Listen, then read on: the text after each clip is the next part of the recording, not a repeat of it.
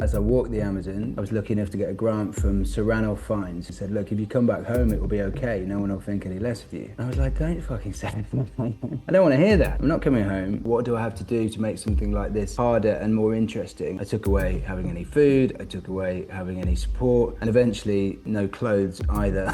I was with the Santaré, my way tribe, and putting my hands in gloves full of bullet ants for 6 minutes while doing this sort of tribal dance. I had a bit of a breakdown afterwards because it was so intense mentally. I had this unbelievable identity crisis, didn't know who I was. I was on the front cover of the Times, I was on CNN International. Media coverage at the end of that expedition, it came to £25 million worth of column inches. Have you seen that clip of the uncontacted tribes? Certainly the footage that I've seen, you know, there's a guy with a machete and there's a metal pan on the floor. They're at least trading with the outside world. I think even if they haven't seen a white man, they've almost certainly seen tradesmen coming in and out. I've always enjoyed that adventures allow me this kind of vessel to improve within. You don't come out the same person that you went in, and therefore that can't help but be a good thing. Hello. Hello, Ed. How you doing? Pretty good, pretty good. Whereabouts are you right now in the world? I am in Costa Rica, mate. This is where I live now. For about 3 years, I've lived in Costa Rica. What brought you out to Costa Rica? How'd you choose that place as a place to raise your family? My wife and I spoke basic Spanish, so we wanted to capitalize on that and have a bit of an adventure. So we thought South America would be great. And I guess because I travel a lot for work, originally we chose Costa Rica because it's super safe. It's quite expat friendly. And it just seems to have got better and better, really. I don't know, it's almost, especially where we are, it's almost like going back in time 25 years. It's ace. Kids are feral all the time, playing outdoors, and yeah, it's ended up really working for us. Yeah. I saw that clip of you walking your kids to school. Are the Uh, local kids yeah. expats as well, or are they local Costa Ricans? What uh, The kids at school. the kids at school? They're a mix, actually. They're a mix. It's a Waldorf school, so it's a bit like a Steiner school, I guess it is. So it's alternative. It's a bit hippie, but I love it. It's very much based on the emotional development of the child first, I guess, and the academic sort of follows on. But it apparently gets very good results, and it just I don't know. It just seems more wholesome here than it does in the UK at the moment, if I'm honest, Andy. Yeah. Wow. Do your kids speak Spanish? Yeah, they do. They're pretty much speaking. They've understood everything for about a year, and they're all now just starting to speak, which is really cool. So nice to see. And then they'll come out with songs in the back of the car in Spanish, and I can't even tell what they're speaking about. Yeah. That's beautiful. I've seen your recent show, Rite of Passage, and you just talking about traveling the Daintree rainforest with Aboriginals. How have you gotten Yeah. access to all these like tribes and like who's the point of contact? Do they find you? Do you find them? The Daintree, the guy called Jeremy Donovan and his uncle Harold, who I don't think is his uncle, but you know how some Australian Aboriginals all call each other uncle as a sort of term of endearment, I think, more than anything else, and respect. But he was found by my ex-partner because she had a child with quite severe um, special needs. She had Williams syndrome, struggled speaking and walking, and she was quite behind in terms of her development. And she'd read a book called The Horse Boy, which is about taking their autistic kid to Mongolia, and he rode with horses, and he benefited hugely from the experience of being next to the animals. And she really, for some reason, latched onto this idea of it would be really beneficial for her daughter to go out and experience Aboriginal culture, and it was phenomenal. I mean, I saw sort of Aboriginal healing firsthand for the first time ever, and it blew my mind. It really did. The difference between Jeremy heals with the didgeridoo, and I guess as a completely layman, he said to me that if you think about what the body is, it's majority of it is water. What I'm doing is sending vibrations through the body and disrupting the parts where there's blockages. And so I'm literally going in with this very delicate instrument that can send vibrations through, which will essentially pull apart diseases, pull apart stress, pull apart. And it was fascinating to watch. And then Coco, who, had come from London and had been super uptight and I don't know, all over the place, would advance about 6 months in terms of like her therapy and stuff. And she'd wake up the next morning and her eyes would be really white and clear, and she'd be smiling and she'd be in this calm state. It was quite astonishing to see. And that's how I met these guys. And then I thought when I decided to plonk myself on a desert island between Fiji and Tonga for 60 days, I thought that they would be the right people to go back and speak to. And I thought actually it would be mostly about, local flora and fauna, how to light a fire, spending time in the bush. Because before that, I'd been much more of an expedition leader, not really a survival guy at all. But it ended up being much more psychological. It ended up being a sort of lesson in how to cope with yourself, I guess, when you're on your own in the wild. Yeah. That's so cool. You briefly just mentioned you decided to put yourself on an island for 60 days. What happened there? How did that idea of come to picture? Um, well, I don't. We're very much dotting in and out of different timelines, but I'd done an expedition to walk the length of the Amazon. I'd taken a little video camera, I'd recorded it, and it got made into a 2-hour documentary that Discovery decided to buy, which was amazing. And then that was a big success. So they then turned around to me and said, "Right, what's next?" And I hadn't got a clue what to do next, and I didn't want to particularly spend another 2.5 years of my life walking another long river. And so I decided to shrink it down. I thought, I'm prepared to give 3 months of my time to something like this.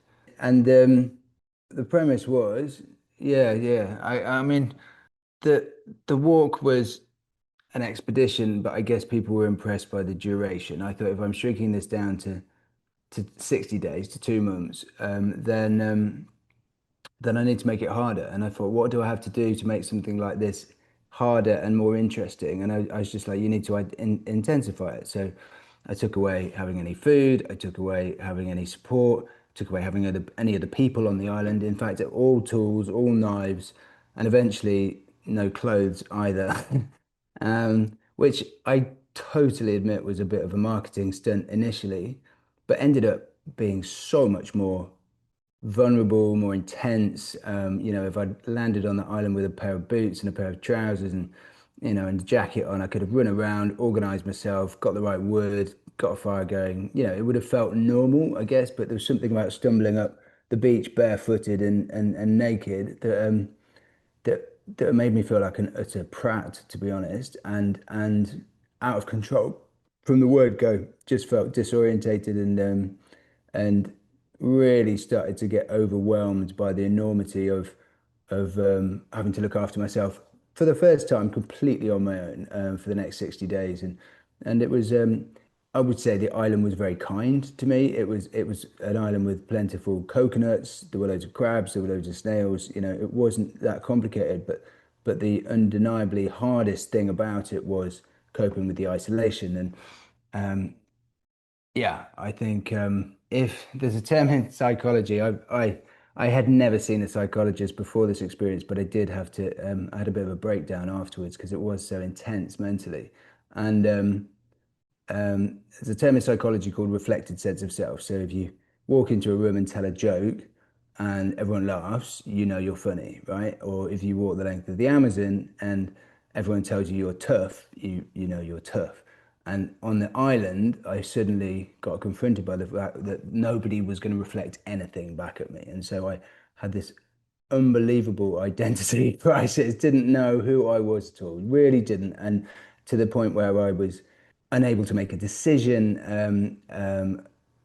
felt like I had just no character to give, and it was the most disorientating thing. And after a while, I just thought, you've got to address this.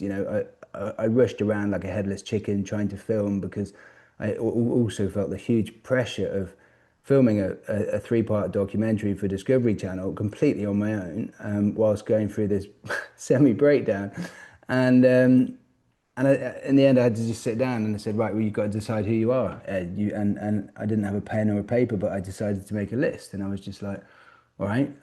Do I want to be flaky? Do I want to be unreliable, or do I want to be somebody who people can depend on? And I was like, well, the latter. Obviously, I want to be reliable. And I was like, okay, well, do I want to be dishonest? Do I want to like cheat on girlfriends, or do I want to be 100% honest in all parts of my life? And again, it was like the latter. And then as I started making this list, there was another part of my brain that came in and went, do you know what? You're just making this up.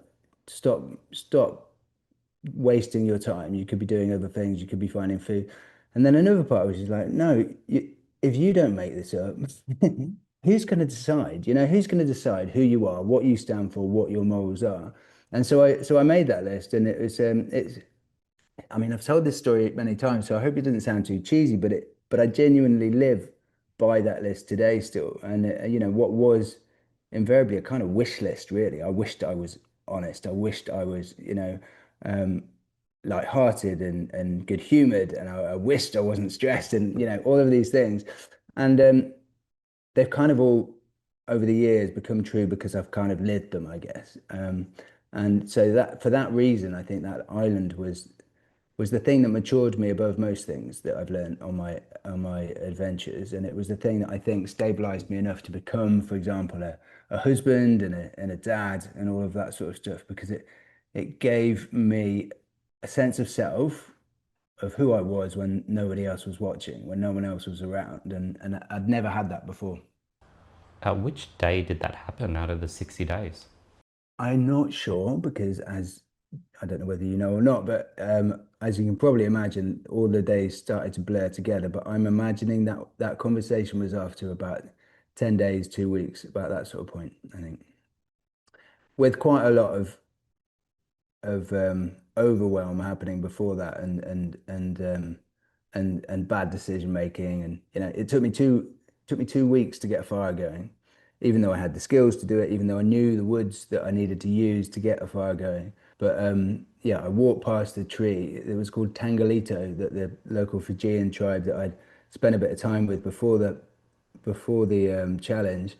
They'd identified it to me. It was very obvious. It had a sort of dark, reddy bark, and it was quite a gnarled tree, and stood out a mile. And the cave that I was sleeping in, there was a Tangalito tree, I would say 5 meters from the mouth of the cave, and I must have walked past it 100 times a day. But I'd been in such a headspin that I never saw it. So I think it was just indicative of me finding my feet, not just with the island, but with myself, with the isolation. Yeah. Wow. I'm curious, like, do you still have that raw footage? Like, I'm curious if it would just crush in today's social media environment. What year was that in? That was filmed in, say, 2012, I think. And it was, yeah, do we have the footage? No. It's all owned by Discovery Channel. Discovery work in a kind of way where they buy out everything. They buy out the IP, they buy everything. But not in any, I'm not saying that in any negative way. I owe that enormous behemoth of a company a lot over the years. They've been consistent with me. I've pretty much done a series every year for the last, getting on for sort of 15 years now. So it's been incredibly consistent, and I'm very grateful. I turned 50 on Boxing Day last year, the day after Christmas, and yeah, I've got a new series about to be filmed in about 3 weeks' time. So it's all still going, and I'm yeah, extraordinarily grateful that that's the case. Our audience are a lot of sort of, I call them entrepreneurs, people who are into personal development, into sort of Mm, growing, and they want to sort of go for their dreams. They might be working a 9 to 5 job, or they might be sort of finishing up university. yeah. Something that's been impressing me more and more, when I was younger, I'd always be impressed by a lot of successful businessmen, entrepreneurs, founders. But what I've been really drawn to lately is just people that have been able to make a living doing what they love. And as I've sort of tried to transition down that path, like making money has now looked easy compared to like making money doing what you love. Okay. And I think that's what you've been able to creatively do, Ed. Sort of just live your life, do the things you love, and sort of make a living out of that. Would that be correct to say?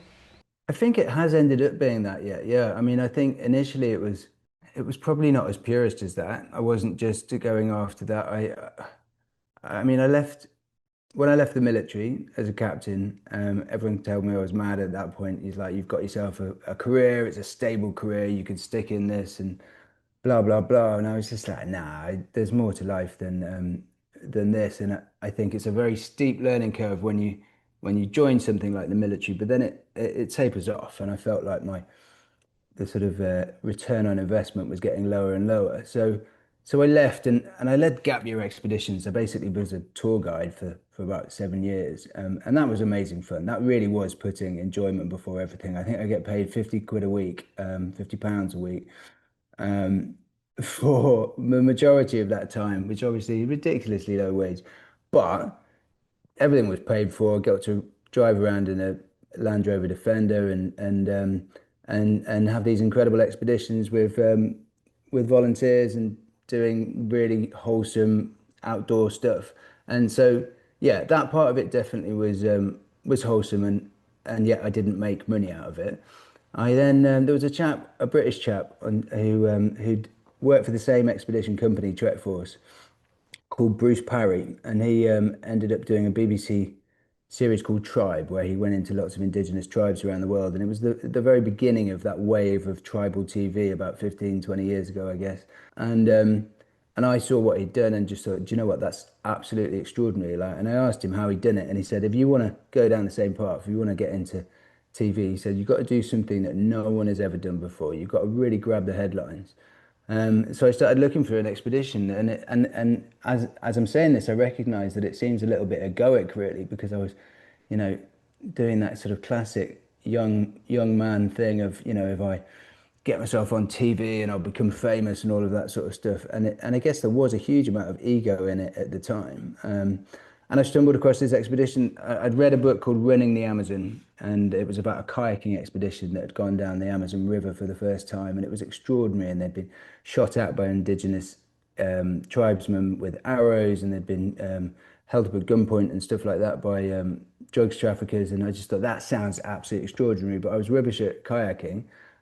So I thought, well, I could walk it, and that would be no one's ever done that before. And rather than just skimming past all of these tribes on a plastic canoe with your helmet on and sort of waving at them, you'd actually have to walk into the village and look people in the eye and literally win them over that you weren't a threat, that you weren't going to cause them any harm. And I thought that would be a far more intense and an expedition that I thought would be achievable by me. And so that's what I decided to do. And it was, yeah, it was undeniably harder than I thought it was going to be. I thought it was going to take a year, for example, but it ended up taking 2.5 years of my life. Yeah, that then changed everything. And although it was, as I said, chosen out of, I wanted to beat my chest on a public stage and prove that I was, you know, this sort of tough explorer, which if you dig into it at all from a psychological perspective is only can come from things like insecurity. I think a secure man doesn't need to beat his chest on a public stage in that manner. And I'm very open about talking about things like that. I don't mind at all because I think it was a necessary thing to do, and it's evolved into something which is extraordinarily um, wholesome now. I find I still go away on trips. I have these amazing adventures.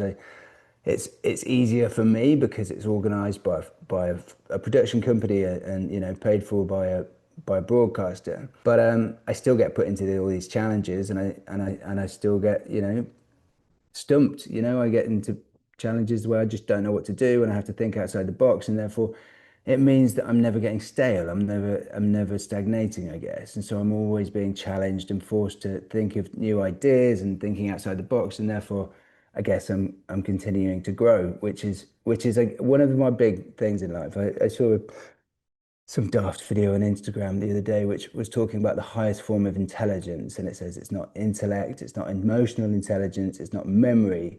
It's actually the capacity to review your own behavior and your own thinking and upgrade it. To be self-aware enough to be able to sort of see yourself from an element of perspective and improve yourself. And that was deemed to be and as I was watching it, I haven't known anything else. I was like, partly because I was such a hopeless case to start with, but I think I've always enjoyed the fact that adventures have managed to allow me this kind of vessel to improve within. I think and that's quite a good way of saying it. I think it's, you know, you don't come out the same person that you went in, and therefore that can't help but be a good thing. Yeah. Wow. Because over the last 8 years prior to the year prior, I've sort of been in the online marketing, e-commerce consulting, info product space, and that sort of was very lucrative for me, and it sort of was what I needed at the time. But over the last year, I've sort of made that leap of faith and gone all in on content creation, storytelling, just documenting my life, and that's sort of what I've been passionate about. But Yeah. money wise, like the money just dried up. I still had all my expenses and was just slowly bleeding out. And I think over the last 6 months, I've just been living like payroll to payroll each month, not ever Yeah. seeing anything more than 2 months into the future and just trying to make that next month's worth of sort of expenses. I guess I'm realizing that this is probably gonna always gonna happen. I hoped it would get easier as I grow older, but I guess maybe I just have to learn to sit in the discomfort. And if I've been able to make it work for the last 12 months, and I always have this rolling 2 month of expenses, maybe I should just let go and just be comfortable. Do you have a family or are you single? Single, no family. Single, no family. I mean, yeah, I mean, I would say I'm in the same boat more from my perspective because if you've got four kids and a wife, you're never rich. The money just exits as fast as you could ever earn it. And I'm not the kind of husband that has a separate bank account where I get paid into and give my wife a little section. I was like, if it's mine, it's yours. We can both spank the money together at the same time. I think my take on it is you're always thinking, oh, I'm going to be happy when I've got, I don't know, whatever it is, 100,000 in the bank, 200,000 in the bank, 1 million in the bank, something, or potentially an amount where I can live off the passive income. I've never managed to get there. And the more time goes by, the more I recognize that, it has been a bit reckless, but I do genuinely think that life just provides. And I think we can all become fixated on this almost false attainment of solid ground. If I just do this, then I'll be able to relax and I'll be happy. And I think it's an illusion, personally. I think life is always unstable. Life is always changing. You've only got to look at the geopolitical situation, let alone the AI pace of of development. It's just like there's no way we can predict what the world's going to be like in 5 years' time. Therefore, I guess try and enjoy it. Just go, do you know what? Yeah, you might as well do a job that you enjoy. If it's paying the bills, it's paying the bills. And if it doesn't pay the bills and you have to downgrade to a smaller house, then you downgrade to a smaller house. But you're not going to die, are you? It's like we are lucky enough to live in a society when, you're an intelligent human being, I'm an intelligent human being. We're not going to physically hit rock bottom. We just have to adapt if the things that we try and do don't work out. And I think it's holding those things a little bit more lightly for me that's enabled me to be less stressed as I've got older. And I think I used to desperately cling on to this. I need to have X, Y, and Z, and it's never quite happened. And I've always, as a result, lived in a sort of constant state of semi-fight or flight. But I think as I got older and I recognized that that's just not healthy. It's going to kill you, because it's not it's not a sort of state of rest and recovery. It's quite the opposite. And so it's the sort of precursor to all the big diseases, isn't it? So I literally think it would kill you. So I've literally learned over the last few years to hold all of that a little bit more lightly and just smile at life and enjoy the adventure. I think that cliche. What's the difference between an ordeal and an adventure, and the answer is attitude. And it's true. It's like something you can make something in your mind an ordeal, or it can be a fun adventure, and I choose the latter, I guess. Ed, when you were young and you had those goals that you wanted to aspire for, given the space you're in, could you work harder? Like, is there any way for you to work harder, make more money? Or was it just really up to luck, up to the universe to put jobs into your lap and give you ideas to pitch? I think it took a bit of determination. A lot of people, as I walked the Amazon, well, one, they told me I was crazy for even setting out. They all told me I was going to die. And then while I was doing it, I was lucky enough to get a grant from Sir Ranulph Fiennes, who in England is one of our sort of most famous explorers. And he actually wrote to me halfway through after reading one of my blogs and said, "Look, if you come back home, it will be okay. No one will think any less of you." And I was like, don't fucking say it. I don't want to hear that. I'm not coming home. Yeah, I just think that, oh, I lost my train of thought. What was the question? Is there any way for you to sort of work harder to achieve these goals in your sort of space of Yeah, work? okay. And I just thought, do you know what? I guess looking back on it, I didn't just trip over and fall down the length of the Amazon. That was grueling, in ways many people wouldn't have put up with. And, I think, yes, I dined out on the fact that people don't know about the jungle that much, and they think there's a snake behind every tree and a jaguar waiting to pounce out on you. And anyone who's spent any time in the jungle knows that that's just not the case. Of course, I dined out. I took some sexy pictures and made myself look like an explorer.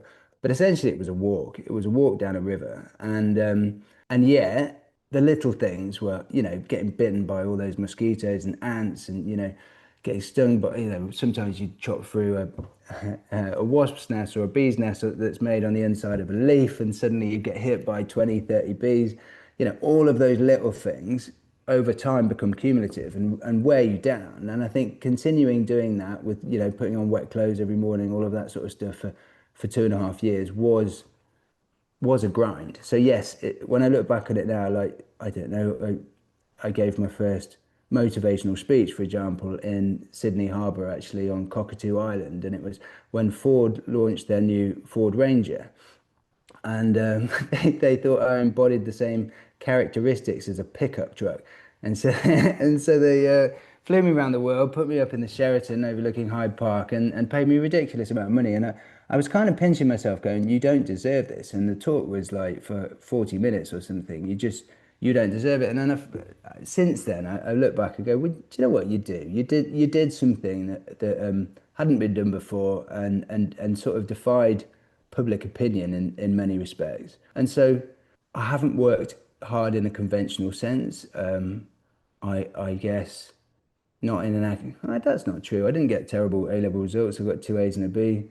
And I went to university and got a 2-2, which is a second class degree. But I had fun while I was doing it. So yeah, I haven't ignored the academic side of life, but I've never really excelled in it, I guess. But I do believe that the really successful people in the world have kind of a unique set of skills that they bring together rather than one thing that they excel at. And I certainly am not the best survivalist in the world by a million miles. But nor is Bear Grylls, nor are any of the other big names that you see. The people supporting them on the TV programs are all almost certainly more talented than they are at the actual skill.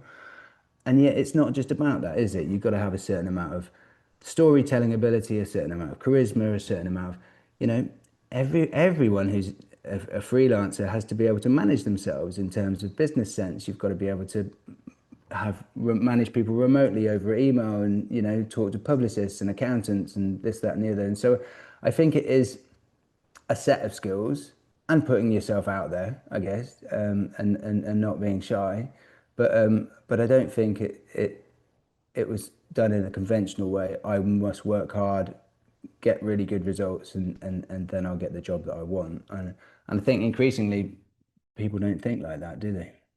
Ed, with all the cool opportunities that came across the table, like the Ford opportunity, were these opportunities coming inbound? Were you reaching outbound? Are you negotiating contracts yourself? How did all these gigs work for you? Um, Initially, I was making it up as I went along. I totally admit. I didn't have an agent for about the first 7 years of my career. I did have a speaking agent actually, and she was the only agent I had, and she'd manage my diary and take bookings on my behalf. But but literally got back, and everyone goes, "Well, you should do some public speaking."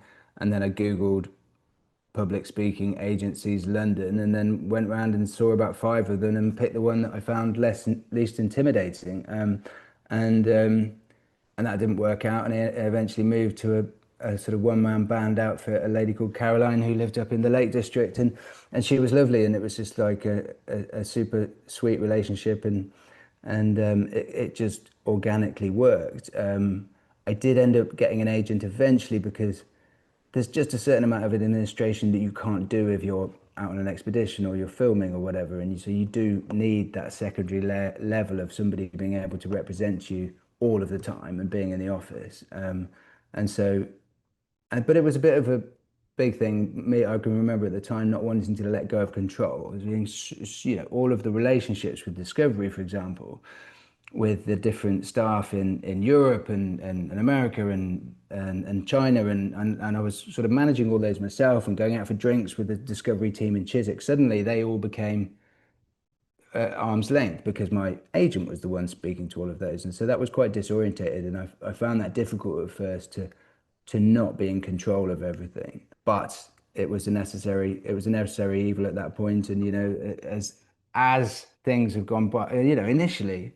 So certainly, if you're trying to get into TV, you're going down to, in the UK sense of it, you're going down to London, as often as you can with pitches for new ideas for TV programs. And most of the time, you're going back on the train home, having been told that's a rubbish idea. We're not interested, and that goes on a lot. And then suddenly, someone latches onto an idea that does work, and you're like, cool, okay, right, brilliant. We might get this commission, and then the commissioning process takes 6 months, and you pull your hair out, and you do all these budgets and schedules, and then eventually it happens. But then after a while, I guess after four, five, six series, it started to the momentum started to gather, and so then, for example, I did a program Sleeping Rough for 60 days in the UK for Channel 4, a UK channel, and and that was a idea that had been come up had somebody had come up with for me as an idea, and it was presented to me, and it was put, and I said, yeah, I'd like to do it, and then it was put to Channel 4, and I didn't have to do any of that, and so suddenly the um the need to write my own Wikipedia page had lessened, I guess. Yeah, because that's what it was initially. I was just like, right, I've got to make a brand for myself, so I made up about three different um, Wikipedia accounts from different email addresses and wrote my own Wikipedia page to give myself a bit of credibility. Um, but I look back on that and go, well, do you know what? It's just doing whatever you need to do to get your foot in the door, isn't it, at that stage, I guess. And to an extent, it worked. I think I had a lot of luck as well. There was a lovely lady who agreed to do my publicity for walking the Amazon for free for the entire 2.5 years. She's called Vicky, and she did a phenomenal job. And they didn't. She I think partly luck, but partly because Vicky was really good at her job. Came back in August, and there wasn't much in the news, but she managed to get me. I was on the front cover of the Times in England. I was on CNN International doing a live phone-in with Fenona Sweeney for 10 days in a row. And anyway, the media coverage at the end of that expedition, we did an evaluation of it, and it came to 25 million pounds worth of worth of column inches, I guess, if you're to work it out like that. And she did it for free. So I think that catapulted me forward. And when I was then taking all the footage of the expedition that I'd sold immediately, sorry, when I cut a little taster tape together and took it to the production companies to try and sell it as a as a potential documentary, they could then refer to these they knew who I was basically. Oh, you're the guy that walked the Amazon. We've seen you in the papers, or we saw you on TV or whatever. And it all helped. So yeah, I think one thing's led to another. And yeah, of course, luck plays a big part in it, but um, but also I think just finding something that you utterly believe in, and in an arrogant way, in a non-arrogant way, I always knew that I was going to walk the Amazon. I kind of could see myself running down the beach into the ocean. I didn't deliberately do that as a sort of visualization exercise. But even though there were so many obstacles and so many potential for, we were arrested for I was arrested for suspected murder at one stage. I was held up at Arrow Point numerous times by Indigenous tribes. Yeah, and we were told that if we stumbled into a drugs processing plant, that I would just disappear. No one would ever see me again. So there were lots of potential th times for go wrong, and I just kind of inherently felt like that wasn't going to happen and that I was going to be okay. And that each day, if you broke it down, wasn't that complicated. I just had to walk from here to here with a rucksack on, put a hammock up, wash in the river, get my head down and repeat. And that's what I did. So yeah, it's don't know whether I don't know what's been the overriding reason for the success. But I do look back on it as a big success now, and I am proud of what I've achieved. But not because I'm on telly. I think the fallacy of that making you happy, fame bringing happiness has gone quite a long time ago. And I think as you get older, you just realize that there's obviously real things in life, more important things in life that rank so much higher. But I think it's given me amazing opportunities to meet people that I would never have met before, have adventures that I would have never had, and evolve as a human being to the extent that I can now sort of hand on heart say that I am a good dad and a good husband. And yeah, that's the core of my world now. I think for a while I had this little battle going on where it's like, is it family or is it adventure? Which one are you going to do? Are you going to stop going on adventures now and you're going to get a job in a bank? And that was never going to happen, obviously. But I just thought that somebody actually presented me with an analogy that a home or a family is like a harbor. And, a ship is built in harbor, it's safest in harbor, it feels like it belongs in harbor, but it's a ship and it's meant to sail. And therefore it will always come back to the harbor. And there's nothing wrong with that relationship. There's nothing wrong with that inherent role of going away and coming back. And so, yeah, that sits much better with me now. And I think, I think again, we worked out if I was working in a high stress sort of office environment and I was leaving early in the morning, perhaps before the kids got up, and I was coming back just in time to maybe give them a bath or kiss them on the head good night before they fall asleep, then, I would spend less days with my kids than I do when I'm filming for 3 or 4 months of the year, because when I'm home, I'm really home, and I'm able to spend a huge amount of time with the kids. And that's a real blessing. So yeah, I think that's where I see success actually is the core of my life, which is the thing that I know, the reason I know that I'm content is that part of it works, I guess. Wow.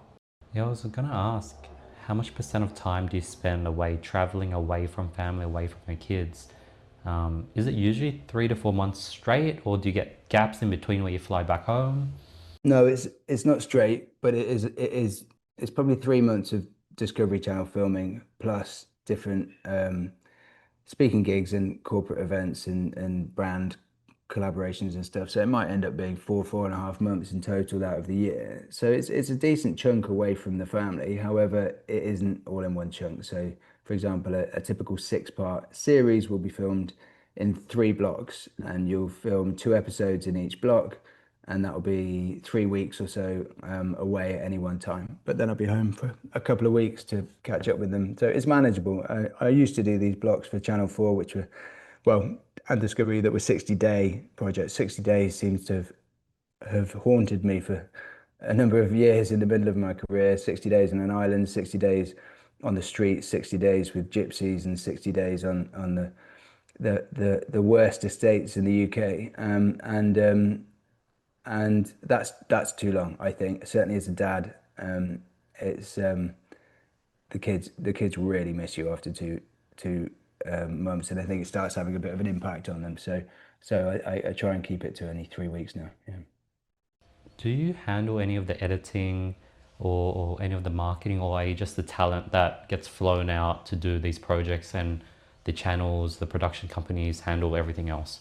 Yeah, they do. I mean, although that said, I typed into ChatGPT the probability of conventional broadcasting, because of the evolving AI situation of conventional broadcasting being what it is in the next still in 5 years' time, and it said virtually zero chance of it of it still existing. So, I'm very much in a position of reinventing myself.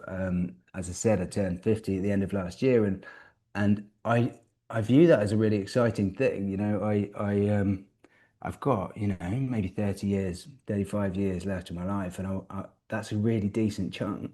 And maybe it's a good kick up the arse that I'm not just going to rest on my laurels and make survival programs on Discovery Channel for the rest of my life. So I'm in the middle of writing a new book, which is called Right of Courage, which is about I did a series with Discovery last year, which was called Rite of Passage, and I was lucky enough to go around all the different indigenous tribes in the world and undergo their rite of passage ceremonies. So, for example, in Brazil, I was with the Santarema Way tribe and putting my hands in gloves full of bullet ants, which are they have the highest pain level of all insects in the world, and there was 80 sewn into each glove, and had to hold your hands in those gloves for 6 minutes while doing this sort of tribal dance. And the pain level was just off the scale. I've never experienced anything like it in my life. In fact, I think the nothing in that's now a 10 on my pain register, and nothing I'd ever experienced before is comes above a 4. It was ridiculous amount of pain. But I think what I realized from doing that series is that you've got this extraordinary geopolitical situation going on in the world and certain instability and everything, because Western leaders are, well, in fact, a lot of the leaders in the world are inherently immature, and if we don't have a rite of passage ceremony, we don't have a natural tradition of maturing our young adults from child to into manhood, and that struck me as incredibly naive, because so many other cultures around the world do have this ingrained in their traditions. And so the book's really Rite of Courage, called Rite of Courage, not Rite of Passage, because of copyright reasons with Discovery Channel, uh, is actually about taking all of the different things that you've done in your life that might have been hard, that might have been tough, and I kind of flipping the perspective and treating them as individual rights. And I think it's fair to say that it's the toughest things in my life that have probably been the hardest, but they've also taught me the most. They've where I really have grown the most. And I think if we look at them in the right way, we can come out of all of these hard things, and even the unstable situation that's going on, the chaos in the world at the moment, we can come out the other side in a better place than we originally went into it. So yeah, it's about that really, and it's semi autobiographical, I guess. I'm using lots of adventures from my life, but yeah, I guess I'm just looking at all of the different avenues to monetize who I am and what I'm doing, and because I've reached the age where I don't really want to just do silly dances on TikTok or whatever like that. I want it to be meaningful. I want whatever work I'm doing and whatever I'm earning my money from to matter. I love that, Ed. With you mentioned rite of passage. Given that series that you went through, do you have any ideas or context on what you might want your kids to do as they grow up? Have you thought about that? Are there any traditions that you'd want your kids to go through yourself? I think they do need an element of hardship in their life, and it's a difficult thing as a parent to actually think I want to deliberately put hardship into my child's life. But we're not strict in a conventional sense, and yet the kids have to muck in. They all have to wash up. Even the 5-year-olds that doing jobs.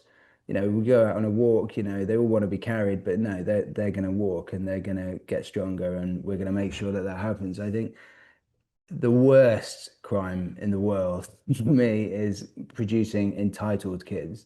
And we have been semi-successful, and we live a nice life out here in Costa Rica. And I think if the kids thought that they don't need to do anything in their life and they could just sit back and the money will come in from inheritance, then that's probably the worst way of setting up their lives I can possibly imagine. So, I'm an honest person in all parts of my life now, and yet the one lie I'm quite happy to tell my kids is that you're not going to inherit anything. We're going to give it all away.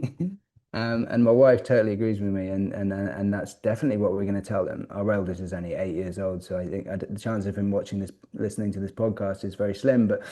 But yeah, they won't think that they're going to inherit anything, and I think everyone needs that drive. Everyone needs to have something to aim for, something to strive for, and therefore a purpose, I guess, in life. And without that, yeah, things spiral quite quickly, I think.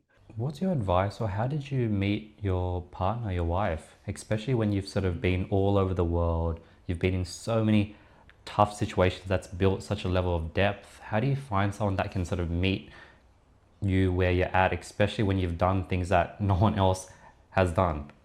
Um, I don't think it's got anything to do with that, actually. It's just about energy and and connection. And so, yeah, Laura actually wrote to me because she was doing an expedition to cycle across South America at the time, and because I'd spent a lot of time in Latin America, she thought I'd be a good person to give her some advice, and she happened to drop into her email that she'd been a former model, and and so I Googled her, and I said, "Look, yeah, I'm very happy to give you some advice." We ended up meeting. It was meant to be a coffee, but we ended up meeting for a pub lunch in a pub in Battersea in London, and it was lunchtime, and we both stayed there till last orders.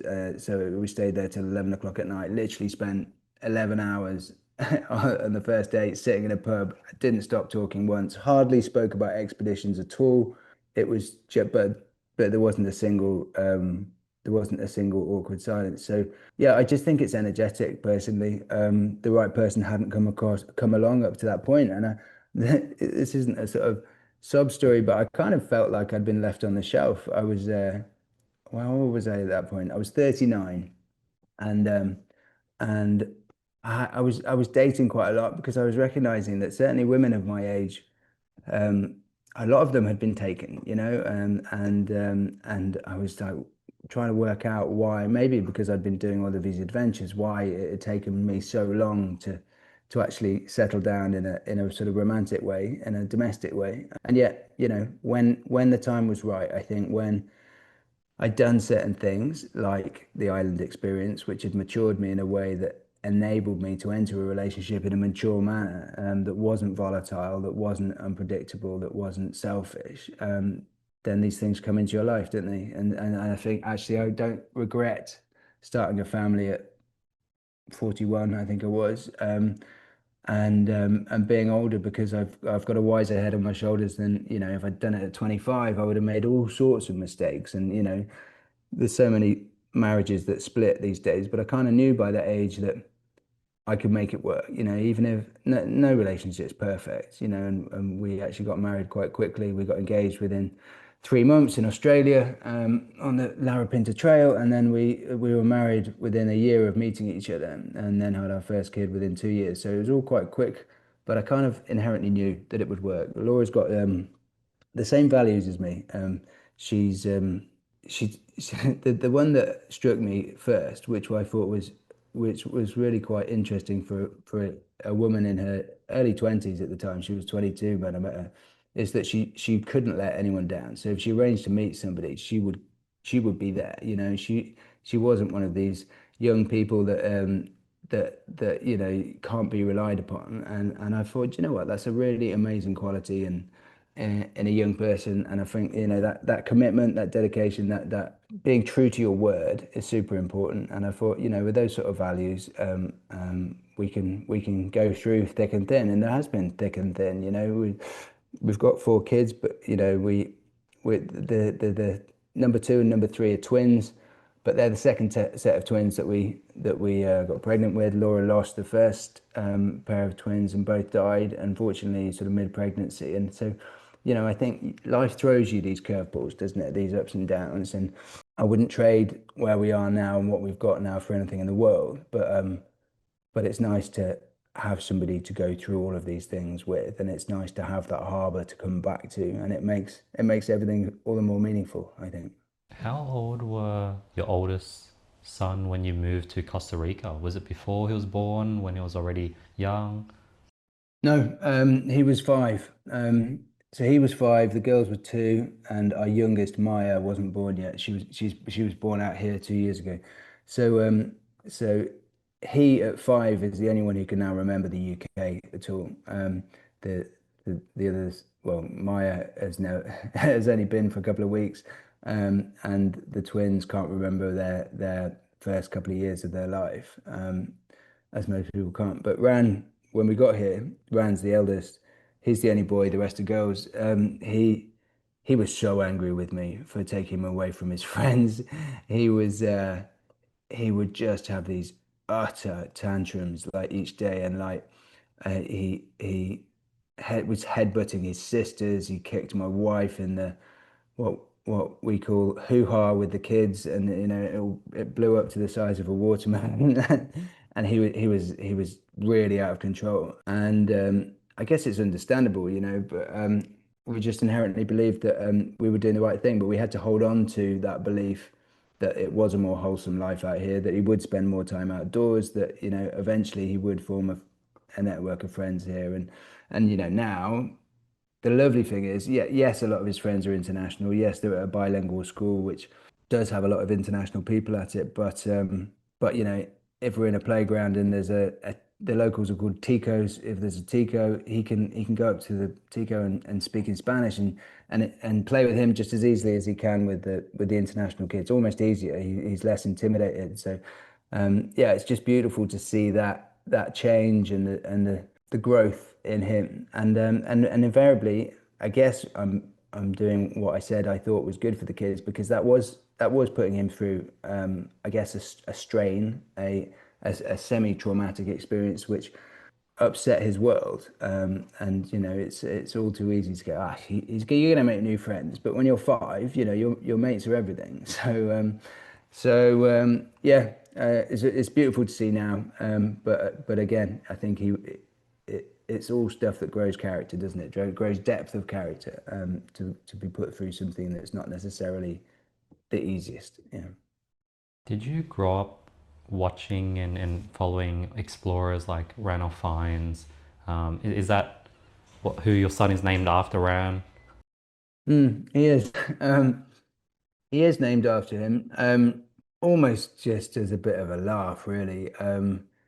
I don't care whether he becomes an explorer or an adventurer or any other job. I don't want to say a counter job to that, to not offend the people in who are doing those counter jobs. But I'm just, I genuinely think, if he's happy and wholesome and humble and stumbles through life with a smile on his face and it isn't arrogant and it isn't entitled, um, and is a kind human being, then he'll go far. And I think that I really do focus on those values far above academic achievement. And somebody was telling me an analogy about AI recently that they were talking about. I'm paraphrasing because it was quite a long sort of parable-like story, but they were talking about monkeys, chimpanzees, saying, okay, well, we're going to invent this new form of chimpanzee, and it's going to have a much bigger brain. It's going to be about 20 times more intelligent than us.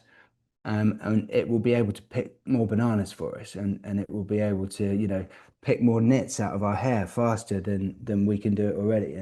And it was interesting for me because the final thing of this parable was, what's the worst that can happen?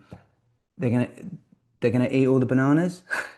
And it made me realize that we have no idea what the potential worst consequence of the AI development that's going on now is going to be, because we're not intelligent enough to even understand that. Because from the chimp's perspective, it couldn't understand that man was going to go to the moon, was going to develop mobile phones, was going to develop the internet. What it couldn't even comprehend. And the worst that it thought could possibly happen is that the banana supply would go down. And I think therefore it's so tricky as a dad looking forward and thinking, well, I need him to get this qualification. I want him to go to this university, because I think the world is going to be in an unbelievably different place in 5 years' time and 10 years' time, unrecognizable.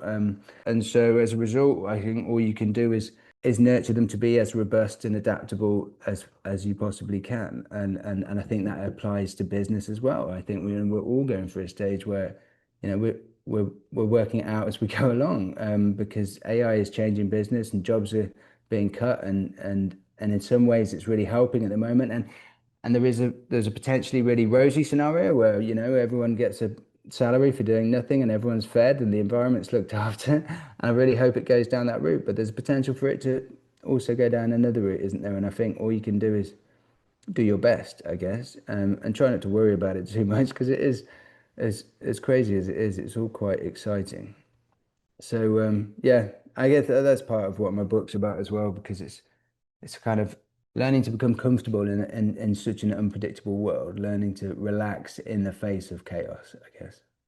Ed, it's so impressive to see how you've consciously gone through that reinvention stage, how you've played around with AI and ChatGPT, how you sort of can see this potential universal basic income future. So you've sort of done your research. What's your intuition on what's going to happen over the next few years? And as an explorer and as a sort of personal brand, what's your intuition telling you when it comes to positioning yourself for this future? I think in terms of the personal brand, I think I've got an advantage, because I before all this started, I'd made a name for myself. So I think I have a head start. I think there's going to be a lot of competition, but I think authenticness of humans, of talent, I guess if you're talking about my actual career, probably has a value. That said, I referred back to the chimp analogy, what's the worst you can do? I genuinely don't think it's possible to predict. Once AI is 100 times smarter than us, or 1,000 times smarter than us, like, it's so impossible to predict what the world is going to be like when you have an entity that's 1,000 times more intelligent than a human running the show, because it will be running the show. Whenever has anything that's 1,000 times less intelligent than anything else run the show? It just isn't in the realm of possibility. So yeah, no, I sort of say it with a smile on my face, but I think the key to everything is adaptability. I think the key to everything is your approach, rather than setting goals, specific destinations. I'm going to achieve this by this day. I guess it's less of a destination, more of a direction. Like for me, it's values, it's morals, it's the skills that I could need to cope with any potential eventuality, rather than I need to learn. I don't know. I need to get this qualification, or I need to get this particular job, or I'm prepared to roll with the punches, because I think I'm going to have to, and I think a lot of people are going to have to adapt their life massively in order to get by. With the work you've been doing with Discovery over the last, 15 years, with your upcoming new projects with them, are you still pitching ideas to them? Are they now coming to you with ideas? What does that relationship look like, and how did you maintain something for that long, which is such a success? Um, the last show, Rite of Passage, was my idea. I went to Discovery with that.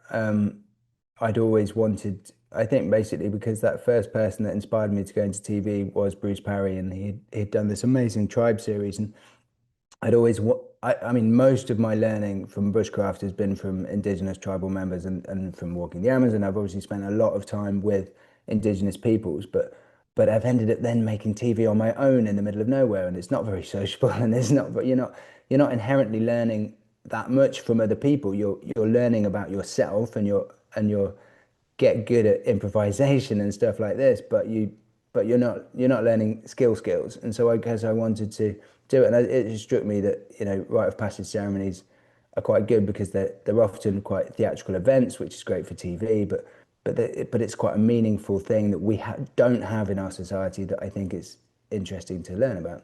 So yeah, that was my idea. The Maroon series, which were originally commissioned, crikey, 10 years ago or so, are still going on, and that's happening this year.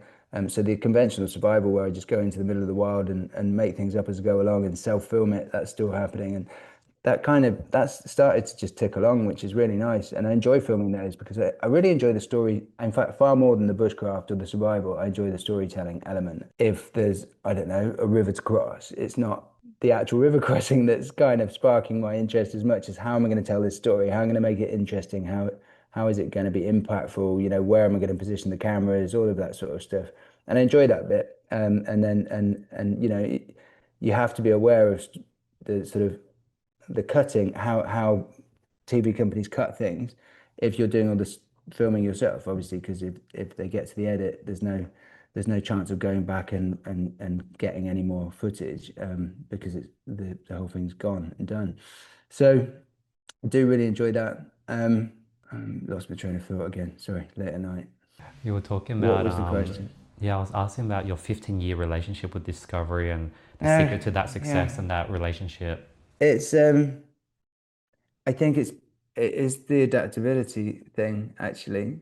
I think there's been a lot of, for example, I mean, a lot of life is relationships, isn't it? And there's always been a key person at Discovery Channel, but there's probably been that certainly the Discovery Chiswick role of the commissioner at some points has been someone's been in their post only 3 months, then someone's in it for 6 months, then someone's in it for 2 years, and then someone's in it for another 4 months, and like there might have been 15 over the course of you know, key people that are the ones that I need to have that relationship with in order to get the commission, and I think for me, if there was an overall thing, I don't think it's been because I'm particularly special. It's certainly not because I'm the best bushcrafter or survival expert in the world. I guess, again, it goes back to the relationship thing.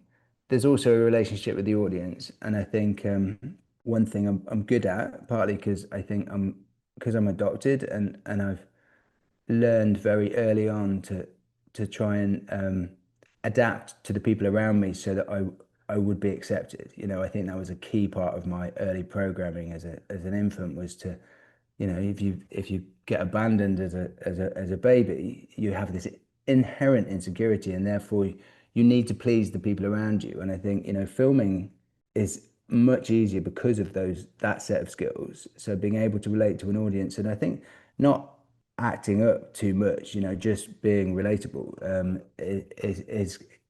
is quite an intangible thing. And, you know, a lot of presenters are much slicker than I am and much more polished, but I don't think that matters because I think increasingly, you know, especially with the onset of social media, people prefer authenticity and honesty and reality than they do. I don't mean reality in terms of reality shows. I mean reality in terms of realness. Than they do polish. So yeah, maybe a combination of those. But yeah, I think it comes down to more relationships with the audience, relationships with the people who matter at the time in terms of continuing my own career. So yeah, it's weirdly, as someone who supposedly is all about survival on his own in the wild, it's all been about people. It's all been about relationships. Yeah.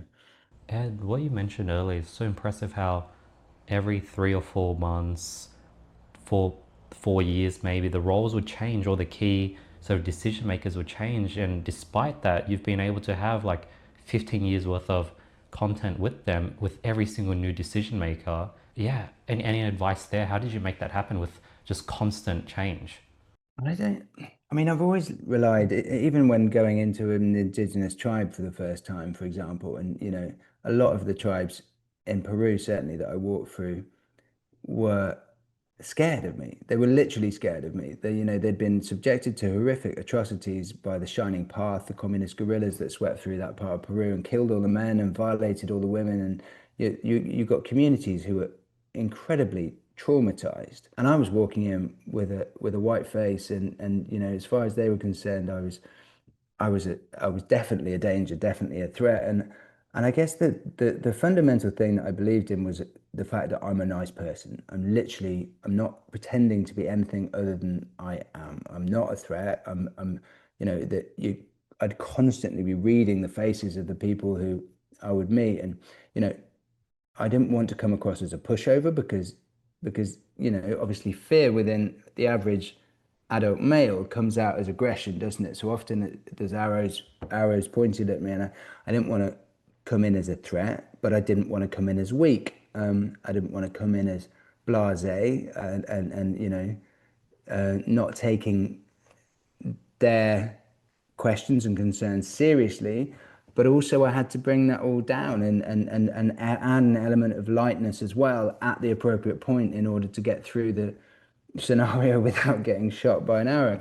And so I've just relied on honesty. I think is probably what it comes down to. I think, if you're pretending, then you're kind of, everyone does it differently, but I think for me that the way to come across as authentic is to be who you are. It's to be authentic. If you're putting on an act, it's such an effort to put on an act. And I sometimes also do look at other TV presenters and I think that must be exhausting. That cannot be their natural state or their natural way of speaking or their natural this and that.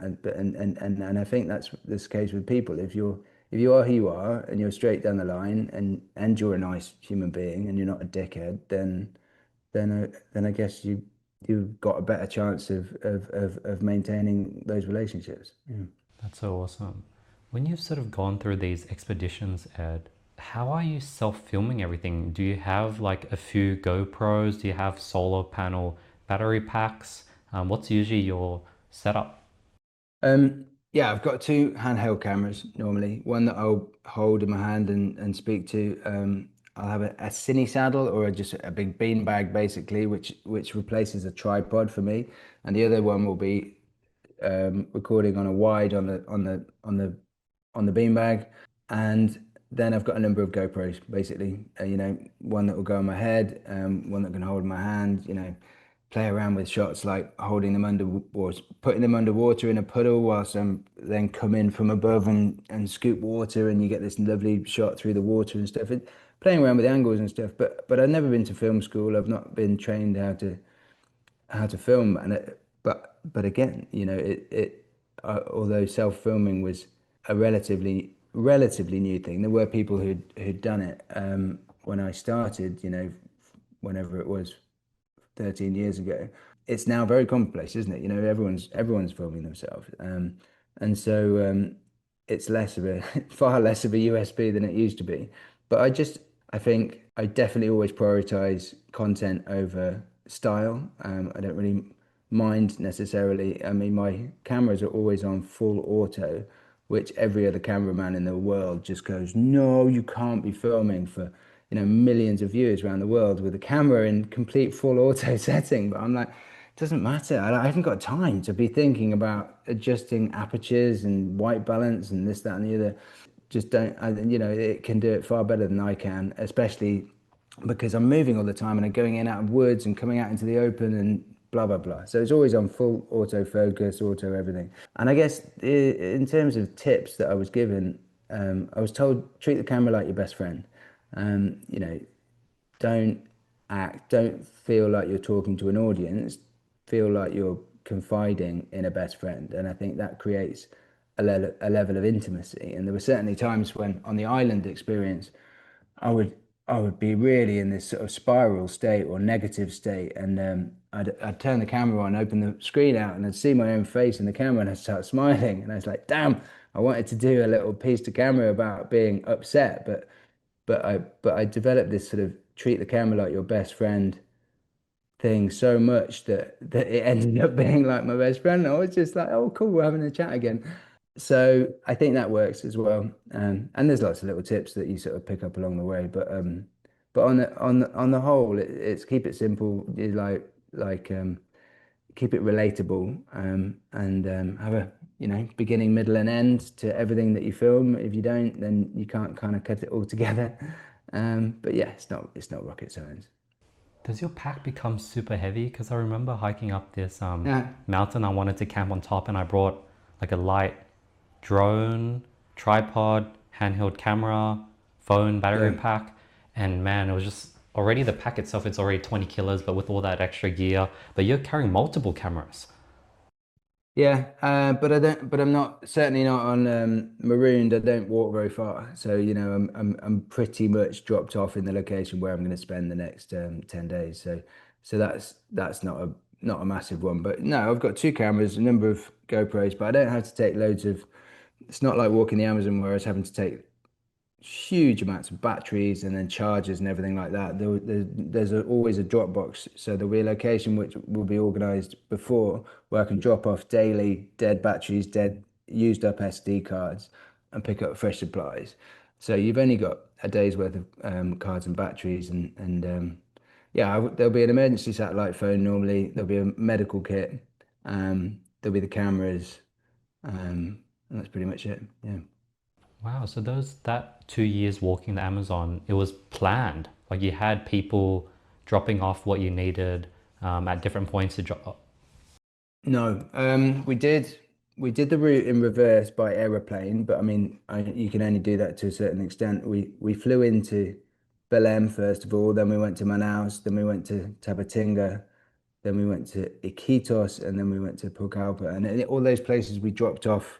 And there's only 5 places en route over 2 years. So it's like every 4 or 5 months we came across a stash of, and it would be tape stock mainly the mini DV tapes that we were using at the time because it wasn't SD cards back then, and I can't remember what else, mosquito repellent and bits and bobs that we thought that we'd be able to use to resupply. But in all honesty, that was I wish we almost had less stuff. I mean, we had a MacBook computer, but it was those old white MacBooks that had removable batteries and had two spare extra batteries, and then like those on itself cost weighed a ton. Like I don't know whether you know the British plug sockets are so huge. British plugs. We had like, every device had a British plug on it, and those big long like six-way gangplanks of thing, and we had 6 foot solar panels that rolled up into these little tubes. Initially for charging everything, and a inverter and a battery. It was just like there's so much kit.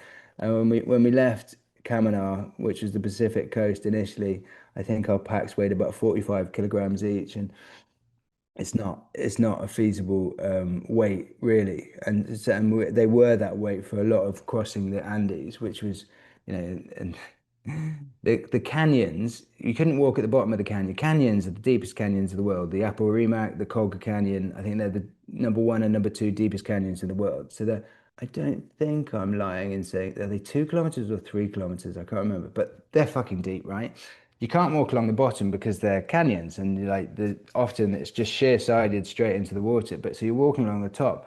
But obviously all these canyons have got tributary canyons coming into them. So about 3 or 4 times a day, you're dropping down like 2,000 meters and then going up 2,000. I mean, it was crazy, and with that weight, so yeah, there was an element of fast to that, and yeah, we carried far too much. We were inexperienced in terms of expedition leaders. I'd led a lot of expeditions for gap year kids and stuff, but in terms of that length of expedition, we just thought, shit, this might be over a year, and therefore we need to carry everything. So, in my pack, I'd got a hammock for the jungle, and I'd got a tent for the mountains. But, when we arrived in Camaná on the coast, I didn't even realize that there was a rain shadow to the west of the Andes, and that for the first 2 or 3 weeks, we'd be walking through desert conditions. So we were like, fucking hell, we didn't even know that there was going to be desert conditions at the beginning of this expedition.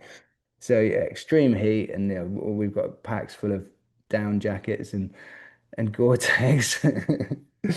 So yeah, it was kind of make it up as you go along, but it evolved over time, and then by the end of that expedition, Cho and I, the Peruvian guide that I met after 5 months and then walked with me for 2 years, he and I had such a slick system, and we hardly carried anything.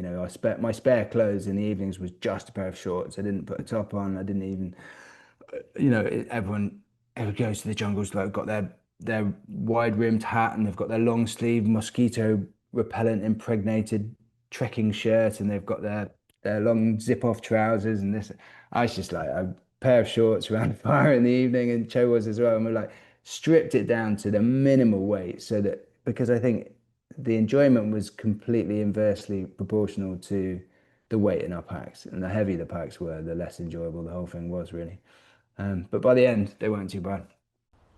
Wow. So who was this Peruvian guy that just joined in for the Yeah, 2 years? yeah, we are jumping about, but yeah, Joe was. I went through a period that I started with a guy called Luke, who was a Brit as well, an English guy, and we clashed quite badly. And after 3 months, he decided to take himself home. We just didn't get on with each other. He'd also got engaged to be married just before he started the expedition. So I think there was a bit of the fact that we weren't getting on. There was a bit of the fact we realized very soon that the expedition was going to take a lot longer than we thought it was going to take. And you know, to be away from his fiance for 2.5 years probably would have been too much for him. So he went home, and then I walked with a number of Indigenous guides for about a month, and some of them were great, and some of them were useless, and some of them would walk with me for a couple of days. Some of them would walk for 30 minutes, get bored, and go back to their village and leave me on my own.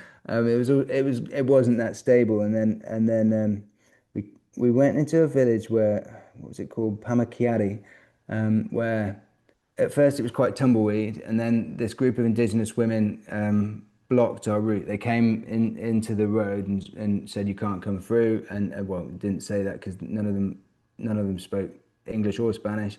And they smeared red face paint, or red plant dye on my face, which was an insult. And then one of them chucked water at me, and they were kind of shrieking and stuff. And there was an a much taller lady at the back of the group, and she walked forward through the group and held out her hand and said, "Are you English? My name's Emily," in this very posh English accent.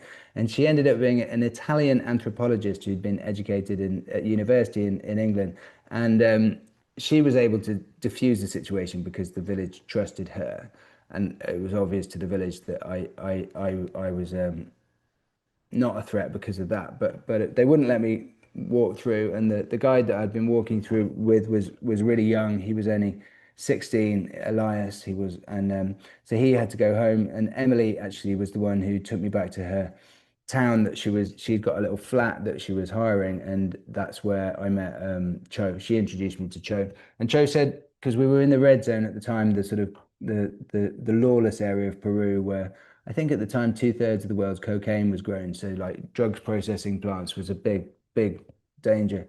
But she introduced me to Cho. We estimated we'd got Cho and I sat down around her kitchen table and looked at the maps. Estimated we got 5 days to get out of the red zone, and that's what he signed up for. He signed up for 5 days, and at the end of the 5 days, he said, "Look, I'm enjoying this, Ed. If you want, I'll walk with you to the next town, which was called Atalaya." And he did that. It was another 10 days walking or something.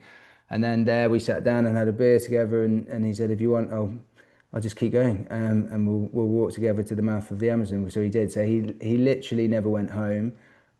Left his house for 5 days.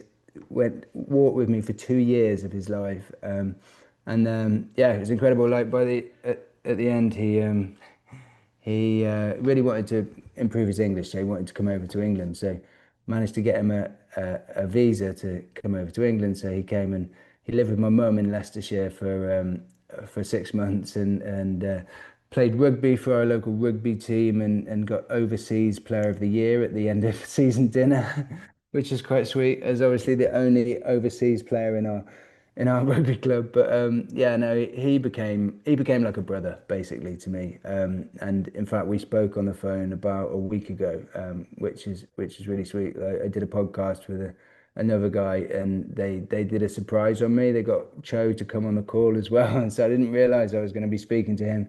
But as a result, we'd probably not spoken before that for a couple of years, I guess. But on the whole, we've been on and off. You know, I've been out and visited him once in Peru about 5 years ago. Yeah, and anyway, he's a lovely human being. And was, yeah, I mean, he would definitely say, without him, I would have died. In fact, he has said that to me. He's like, you don't know just the kind of shit that I got you out of. Like, there were situations where they definitely would have killed you if I hadn't convinced them not to. And you know, sometimes you take that with a pinch of salt, but I think there's an element of truth to him. So I do owe him a huge amount for walking with me for that length of time. I mean, who does that? Who leaves home on the spur of the moment, literally the same day that I met him for 2 years? Yeah, amazing. Were you like confronted by drug lords, like people like drug plans? Like, did that happen?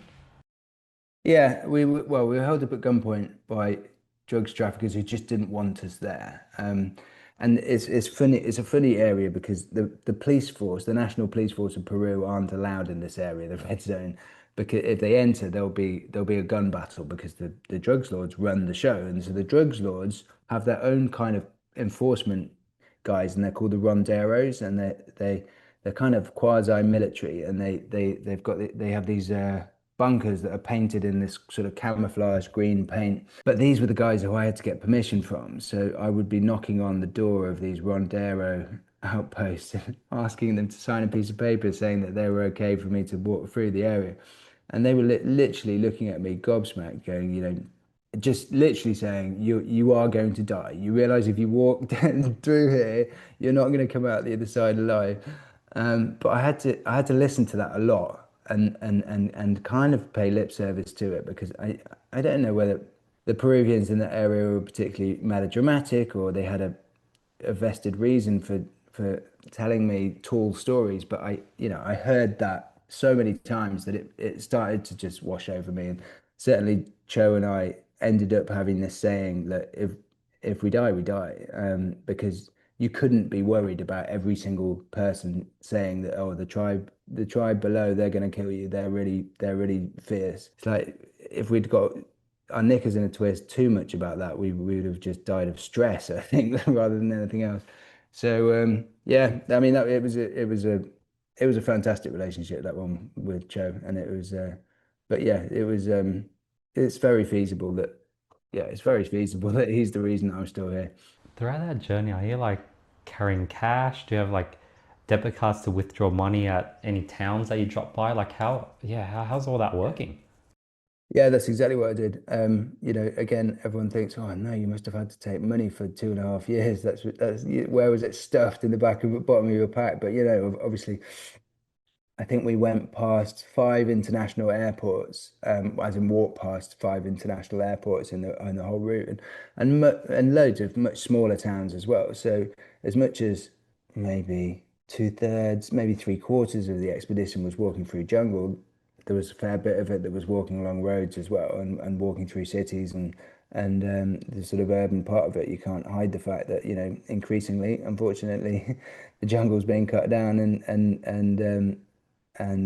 certainly at the end in Peru, in Brazil, there were loads of cattle ranches and lots of roads as well. So that was all part of it. It was just there was no rules, I guess. It was just walk the length of the river, start at the top, finish at the bottom, and yeah, nobody had done it before, so there was no rules. One person has done it since, actually, and there was a guy called Pete Casey who started at the mouth of the Amazon and took him 6.5 years, but he walked to the source of the Amazon. And he was locked down in one of the little communities in Peru during COVID. And I think he spent like a year and a half in one village. But yeah, extraordinarily, 6.5 years it took him. Yeah. The last thing Mm. I wanted to get your thoughts on, have you seen that clip of the uncontacted tribes, Ed? Yeah, yeah. Well, the one that was from was it the BBC Human Planet that filmed Yeah, it? I think was it the The, jungle the, keeper guy? Jungle Skipper guy. Can't Don't remember. know. I've actually seen a couple of clips of footage of uncontacted tribes. I mean, I don't know. I think that the level of contact is always debatable. I think certainly the footage that I've seen, there's a guy with a machete and there's a metal pan on the floor, and so you're like, okay, like, well, they're at least trading with the outside world because that's an industrial made machete, and that we're not talking stone axes and clay pots here. So I think even if they haven't seen a white man, they've almost certainly seen tradesmen coming in and out, that kind of thing. But I do, yeah, I mean, it's one of those unfortunate situations where you just know that those less contacted tribes, shall we say, aren't going to be able to exist in their current state for much longer because the pressures are too high. The logging, the farming, the deforestation, and but also the influence of things like the internet as well. I mean, the place to where I went and did the bullet ant ceremony that I talked about earlier, where I put my hands in, there was three Starlinks in that village, and even the young boy that I did the ceremony with, what was his name? Isail, I think he was called. But I was like really preparing myself psychologically that morning because it was like I knew it was going to be pain at a level I never had before, and I knew it would last a long time, and it ended up lasting about 16 hours, this pain. So you've got to manage it psychologically, and I thought Elias was good. Eli, can't quite remember his name. Anyway, I thought he was going to be in the same boat, but he was only 12 years old. He was on his phone playing video games with other kids in a nearby village over a Starlink phone. Everyone sits outside the three houses in the village that had a Starlink. And I was just like, this is nuts. You've got this uber traditional ceremony, which is nurturing this guy from being a kid into being an adult. And he's preparing by playing mindless computer games on the internet. So, it might not just be the sort of logging pressures, but I think culturally, it's very hard to tell an indigenous tribe that it's a bad idea for them to have a Starlink because suddenly the world opens up to them and they're able to potentially monetize as well. And a lot of the reasons I got access to these tribes in the season last year was because they had a presence online actually, and suddenly they were contactable. So yeah, I think thinking that anything's going to stay the same forever is naive. Everything changes constantly, and we've talked about AI and those changes. I think that the tribes are going to evolve and change, and if they can keep some of their traditions amazingly, but they're not going to be in the state that they currently, some of them are, for very much longer. Ed, are you personally on Instagram looking for these tribal members and looking for point of contacts, or is a producer handling all that for you?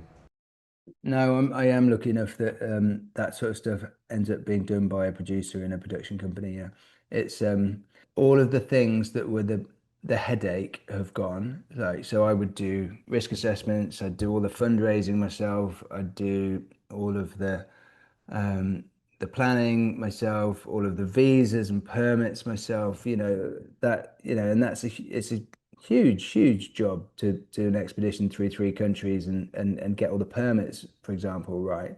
That all gets done now by production companies, and it's also more stable from a financial perspective because even though I'm still a freelancer and it's job by job, it's you're not plowing huge amounts of your own money into a project where you don't know whether you're going to get paid at the end of it or not. So I guess, yeah, I'm in a much nicer situation from a stability perspective than I used to be. Yeah. When you were fundraising, what did that look like? Were you just sending out letters to a bunch of brands, emailing everyone, fingers crossed? Yeah, I was. The amount of spray and pray letters that I sent was ridiculous, and emails that I sent. And I actually ended up getting the main sponsorship for Walking the Amazon by taking a day off fundraising. And there was a flatmate of mine who, at the time, I was living with in South London, in what was it called? Anyway, near Clapham, Stockwell, it was cool. Anyway, he said, "Oh, we've got a pheasant shoot tomorrow, and we're one man short or one gun short. Would you come pheasant shooting?" So I was like, "Mate, I'm not posh. I'm not gonna. I haven't got all the clothes, the plus fours, and the cap and tweed cap and all of that sort of stuff." He goes, "Don't worry, I've got all the kit. You can wear mine." But you're coming. And I was like, all right, I'll come. And invariably with that kind of thing, like I quite enjoyed it in the end. I'm not massively advocating killing birds that have been reared just to be killed, but it was a fun day. And at lunch, everyone was quite sort of backslappy and oh, you know, good to have you here, Ed. What's your plans for the future? So I sort of told my story about raising money to try and walk the length of the Amazon, and no one had ever done it before, etc. And one of the guys took me aside after the lunch and just said, "Look, Ed, this is exactly the sort of thing that my company would like to sponsor." And yeah, it ended up being what got us to the start line. Basically, he ended up sponsoring, I think, £32,000 into the expedition, and it was a recruitment company that he owned. But they just wanted a cool story that they could chat about with their clients and with the people that they worked with. And so, but then he had to pull out. You know, they had financial difficulties because it was the financial crisis of 2008. And so he had to pull out after about a year, and so I ended up having to fundraise. In fact, it was mostly online. I kind of made a video of the first year of the expedition and cut it to a Coldplay soundtrack, and then put a plea out with a PayPal link on it. And I guess it was crowdfunding before crowdfunding was a thing. But yeah, asked people to donate to the expedition actually, and the result was amazing. I literally had people. I had kids in South Africa donating their pocket money. I had kids in England having teddy tombolas where they all came in with their own teddies and then went home with different people's teddies and gave me all the proceeds, which I felt a bit guilty about, I have to admit. There's one guy in Hong Kong who gave me £5,000 and wrote to me the next day apologizing for not having given it sooner, but he'd been unemployed. It was absolutely bonkers. And so, yeah, over the course of that, I think the whole expedition cost £103,000. Yeah, only 30 of that came from the conventional sponsorship. I did come back massively in debt, but yeah, then I had to pay that off over the first 6 months using things like public speaking. Yeah. Yeah. I think 40,000 pounds came through the actual fundraising. Yeah. Was it on YouTube, that video that blew up that got No, I all? don't think it is. I think well, no, I think the Vimeo account is still live. It was Vimeo I decided to go with rather than YouTube. They were competitors at the time. I think one of them's done a bit better than the other. Vimeo, I think you can still watch it on Vimeo. I think my account is Walking the Amazon or something like that. But yeah, it was just. I guess we've been walking for a year and 2 months, but by the time actually it was over a year and 2 months by the time the money ran out, and I just thought I've walked too far. I've done done too much of this expedition to go home now. It would be ridiculous. It'd be such a waste of time. And although everyone was saying, oh, it wouldn't really matter, of course it matters. You know, it's like you've invested too much for it to stop. And actually, we evolved the expedition to try and make it cheaper as well. Like the walking by the river was expensive because we were having to hire guides, and when the guides went home, they were insisting that we hired them a boat and the fuel for the boat to get them back home because they didn't want to walk back.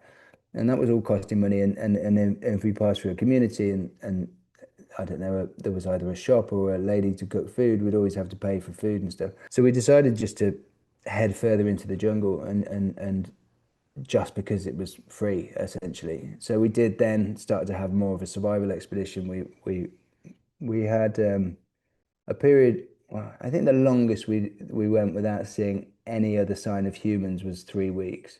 But that's quite a long time of walking through the wild without seeing literally not even a machete cut mark or anything like that. 3 weeks long. But yeah, we did run out of food a few times on that section of the road of the expedition, and sort of had to fish for piranhas and forage for things like palm hearts and Brazil nuts and even just think when we were really desperate, like rushes and reeds at the side of the river, we were pulling them up and eating all the roots and stuff like that.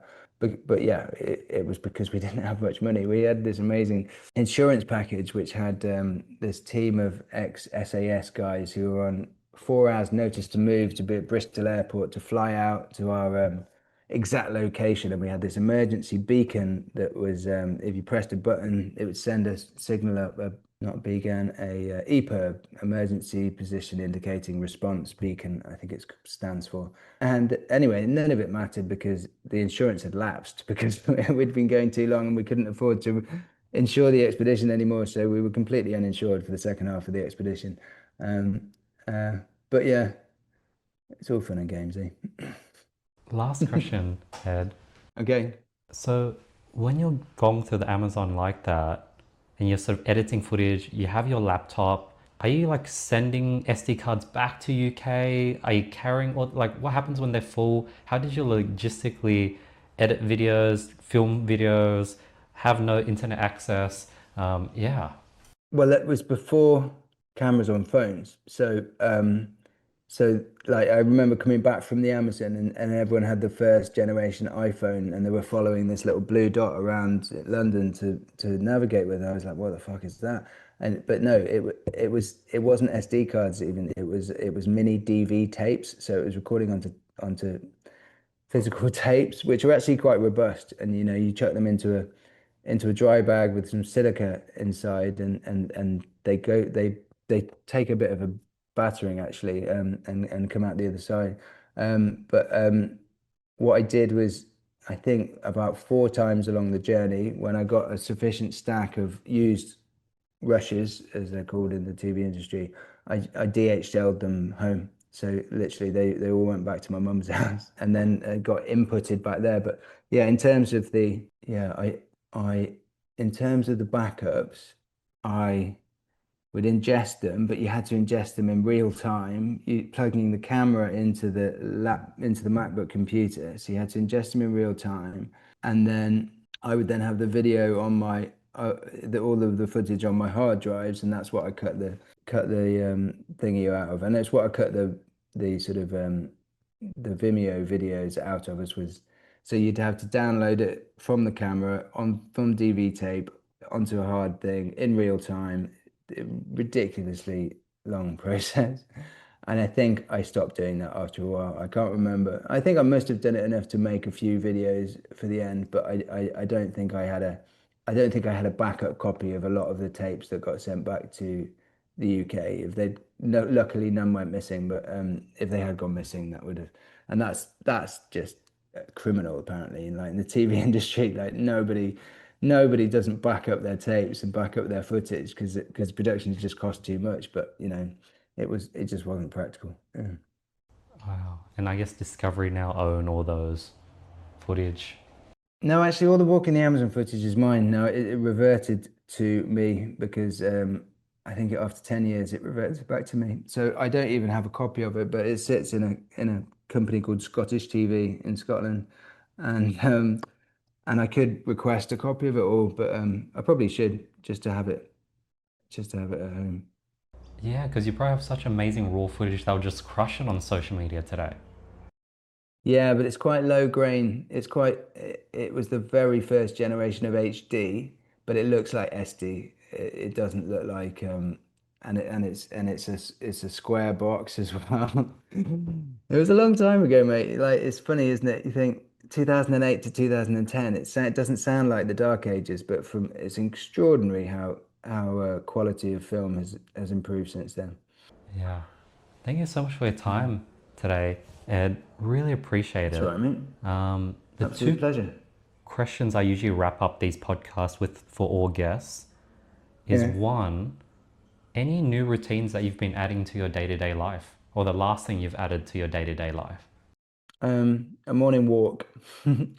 I I I just find if I don't ground myself each morning, if I don't kind of reconnect to a wholesome part of me, if I just get straight into my phone or straight into the laptop, or then I find myself in quite a sort of heady space, and my moods can be a bit up and down. Whereas I think if I start the day well and sort of reconnect and spend some time outdoors, get sun on my face, I just find the whole day a lot easier. So yeah, going on a sort of half-hour morning walk every morning. I drop the kids off at school, come back, have a cup of tea, and then go on a walk. And I think that helps me, works for me. Beautiful. And lastly, any personal goals that are not work related for the next 6 months? Personal goals that are non-work related. And not ridiculously big ones. I think my life is it's pretty domestic. I think, people think if you're on TV, you're in this world of I don't know, superstars, and life is super sexy and exciting, but it's pretty domestic. It really revolves around the kids a lot. We go out a lot less than we used to, but I really enjoy I do jujitsu with my son, and so I do that 3 times a week, and love to get you want a goal? I guess I'd love to get another stripe on my white belt, but I enjoy that sort of stuff. Again, it's humbling. It's starting from scratch. It's something that I'm not very good at yet, but I really enjoy. And it's a great activity that I can do with my boy. So we both really get a lot out of that. But yeah, no, it's outside of work. For me, it's all about just keeping on top of nurturing the kids to be decent human beings. That's my whole world, and everything revolves around that really. I love that, Ed. Ed, thank you so much for your time. You've been so generous with your time, especially as a dad. I think I really enjoyed your emphasis on being kind, being honest, sticking to your word. There's so much egoless wisdom that I can feel talking with you, and I feel like I've only scratched the iceberg, and you've done so much. So thank you so much for your time today. Thank you, Andy. I appreciate that, mate. I enjoyed chatting. So yeah, thank you. And let me know when it's going to come out. Most definitely. Ed, where can people get more of you? I'm on Instagram. I don't post that much, I have to say. I should probably professionalize my social media somewhat. But yeah, Ed_Stafford on Instagram, and edstafford.org is my website as well. And tell us about the upcoming book that you're writing. When's that going to be released? Where can they Well, I've get got that a, probably? Yeah, it's not even got a publishing deal yet. So it's called Right of Courage. I'm just redrafting it. It was originally a sort of memoir with lessons drawn out of it, and I'm rewriting it really as a more instructional guidebook now. So it needs quite a tonal reshift. But I'm enjoying writing. I'm enjoying the creative side of that. So I think that'll be ready in a couple of months, and hopefully I'll get a deal. So maybe the latter half of this year, it could come to a publisher. Beautiful. And all your shows, That's all the pretty things you've pretty been, vague. and all your shows and all the things that you've been filming that can be found on Discover, I guess, and your website. Yeah, yeah, Discovery. I think you can watch them on Amazon Prime now as well if you don't have Discovery. But yeah, type it into Google. I think it's pretty accessible stuff.